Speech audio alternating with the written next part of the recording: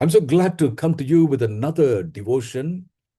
It's on Simon Peter following at a distance. இன்னொரு தியானத்தோடு உங்களை சந்திப்பது எனக்கு மிகுந்த சந்தோஷமான ஒரு காரியம். இப்பொழுது சீமோன் பேதுருவை பார்க்க போகிறோம். அவர் தூரத்திலிருந்து இயேசுவை பின்பற்றுவதை நாம் பார்க்கிறோம். I'm going to read Luke chapter 22 and verses 54 through 62.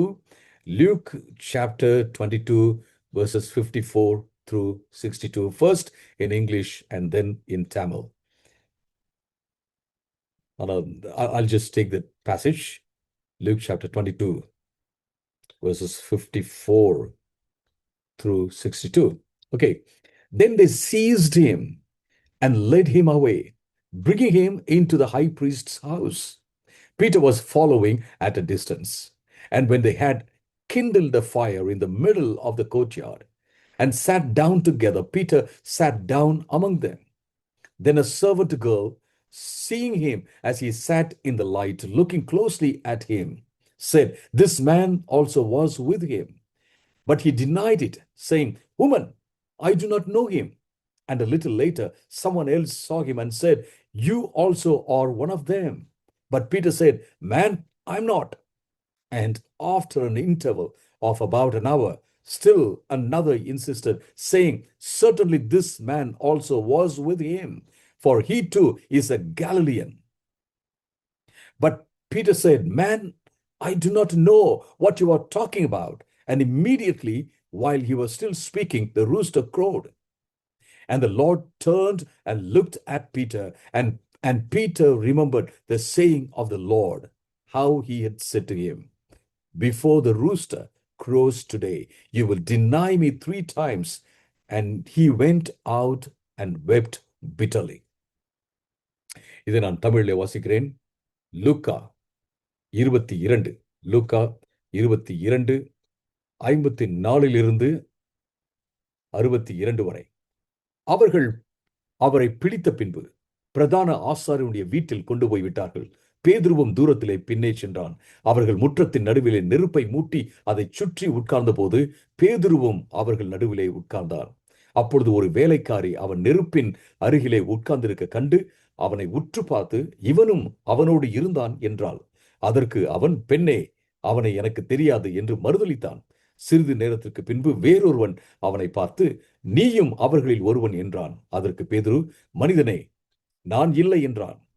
ஏறக்குறைய 1 மணி நேரத்திற்கு பின்பு வேறொருவன் அவனை பார்த்து, "உண்மையாகவே இவனும் அவனோடு இருந்தான், இவன் கலிலேயன் தான் என்று சாதித்தான்."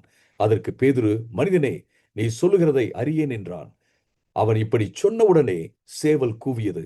அப்பொழுது கர்த்தர் திரும்பி பேதுருவை நோக்கி பார்த்தார். "சேவல் கூவுகிறதற்கு முன்னே நீ என்னை 3 முறை மறுதலிப்பாய்" என்று கர்த்தர் தன்னிடத்தில் சொன்ன வார்த்தையை உடனே பேதுரு நினைத்து வெளியே போய் மனம் கசந்து அழுதான் என்று பார்க்கிறோம். My friends, this morning, this is what we find here. Simon Peter was one of the closest disciples of Jesus Christ. சீமோன் பேதுரு இயேசுவோடு நெருங்கி இருந்த சீடர்களில் ஒருவராக இருந்தார் அப்படின்றத நம்ம பார்க்கிறோம். He had witnessed miracles, walked on water with Jesus, boldly declared Jesus to be the Christ. நீங்க பார்த்தீங்க அப்படின்னா இயேசு கிறிஸ்து செய்த அநேக அற்புதங்களை அவன் பார்த்தான். இயேசுவோடு தண்ணீரில் நடந்தான். அது மட்டுமல்ல, இயேசு கிறிஸ்து தான் மெய்யான கிறிஸ்து என்று சொல்லி அவன் அறிக்கையிட்டான் அப்படிங்கிறதெல்லாம் நம்ம பார்க்கிறோம். Yet in this place we find something shocking. He is following Jesus at a distance, and moreover he denies even knowing Jesus. இந்த இடத்துல நீங்க பாத்தீங்க அப்படின்னா ஒரு அதிர்ச்சி தரக்கூடிய காரியம் ஒன்று நடக்கிறது. என்ன அப்படின்னா, இயேசுவோடு நெருக்கமாக இருந்தவன் இப்ப இயேசுவுக்கு தூரமாக இருந்து அவரை பின்பற்றி போகிறான் என்பதை பார்க்கிறோம். அதை காட்டிலும் அதிர்ச்சியான காரியம் என்ன அப்படின்னா, இயேசு கிறிஸ்துவை அவன் தெரியாது என்று சொல்லி 3 முறை மறுதலித்தான் என்று நம்ம பார்க்கணும். அருமையானவர்களே, this is very important, very important. Peter still followed Jesus, but not closely. இயேசுவை தொடர்ந்து அவன் பின்பற்றினான், ஆனால் நெருக்கமாக இருந்து அவரை பின்பற்றவில்லை என்று நாம் பார்க்கிறோம். The distance reflects his fear, confusion and self-preservation. இந்த தூரமாக இருந்து அவன் நடந்து போனான், பின்பற்றினான் என்பது எதை காண்பிக்கிறது என்றால், பேதுருவுக்குள்ள இருந்த பயம், அவனுக்குள்ள இருந்த குழப்பம், அவனுக்குள்ள இருந்த தற்காப்பு யோசனை தான் அப்படி செய்தது என்று நாம் பார்க்கிறோம். அருமையானவர்களே, This is very, very important. See, imagine a phone losing connection to Wi-Fi. The farther it moves from the router, the weaker the signal becomes until it disconnects entirely. நீங்க பாத்தீங்கன்னா ஒரு வைஃபை எடுத்துக்கங்க. அந்த வைஃபையோட ஃபோன் வந்து நெருங்கி இருக்கும்போது அதோட connect ஆகுது. ஆனா அதை விட்டு தூரமாக தூரமாக போய்க்கொண்டே இருக்கும்போது பாத்தீங்க அப்படின்னா அதனுடைய சிக்னல் வந்து ரொம்ப ரொம்ப பலவீனமாகி கடைசியாக அது முற்றிலுமாக கனெக்ஷன் தொடர்பு துண்டிக்கப்பட்ட ஒன்றாக மாறிவிடுகிறது அப்படிங்கிறத பார்க்கிறோம். Spiritual life works similarly. Distance from Christ weakens our spiritual strength. அதே போலதான் நம்முடைய ஆவிக்குரிய வாழ்க்கையும் நடக்கிறது அருமையானவர்களே. நம்ம ஆண்டவர்கிட்ட தூரமா இருந்து நம்ம ஃபாலோ பண்ணும்போது என்ன நடக்குது அப்படின்னா அது நம்முடைய ஆவிக்குரிய பலத்தை வந்து குறைத்து விடுகிறது என்பதை பார்க்கிறோம். Many believers still follow Christ but from a safe distance. இன்னைக்கு நிறைய பேர் இயேசு கிறிஸ்துவை பின்பற்றி செல்கிறார்கள். ஆனால் அவர்களுக்கு வசதியான தூரத்தில் இருந்து அவர்கள் பின்பற்றி செல்கிறார்கள். This happens when prayer becomes irregular. Scripture reading fades. Fellowship becomes optional. Obedience becomes selective. Distance rarely feels dangerous at first, but it slowly weakens spiritual courage. நீங்க பாத்தீங்கன்னா இந்த இந்த இந்த மாதிரியான காரியம் எப்ப நடக்குது அப்படின்னா ஜெபம் வந்து நாம பண்ணிக்கலாம், இப்ப பண்ணிக்கலாம், அப்புறம் பண்ணாம போலாம் அப்படின்னு ஆகும்போது வேத வாசிப்பு வந்து முற்றிலுமாக அப்படி கொஞ்சம் கொஞ்சமாக விலகி போகும்போது ஆண்டவருடைய பிள்ளைகளோடு ஐக்கியமாகுவது வந்து ஆப்ஷனலாக கட்டாயம்லாம் கிடையாது. முடிஞ்சா பார்க்கலாம், இல்லாட்டி விட்டுருவோம் அப்படின்னு சொல்ற ஒரு காரியம். அது மட்டுமல்ல, ஆண்டவருக்கு கீழ்ப்படுகிற அந்த காரியம் பார்த்தீங்க அப்படின்னு கேட்டிங்கன்னா அது வந்து முடிஞ்சா கீழ்ப்படியலாம், இல்லாட்டி தேவையில்லை அப்படின்ற மாதிரி அது நடக்கும்போது இப்படிப்பட்ட காரியங்கள் எல்லாம் வருகிறது அருமையானவர்களே. ரொம்ப முக்கியமான ஒரு காரியம். I want to close this devotion with this message.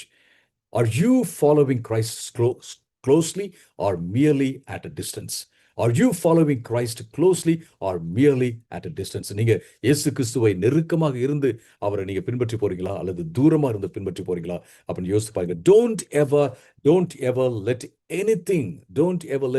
anything discourage you spiritually. Don't let anything make you disown Jesus or deny Jesus. இயேசு கிறிஸ்துவை விட்டு தூரமாக எதையும் நீங்க உங்களை இழுக்க நீங்க விட்டுறாதீங்க. உங்களுடைய ஆவிக்குரிய தைரியத்தை எதுவும் பலவீனப்படுத்த விடாதீங்க.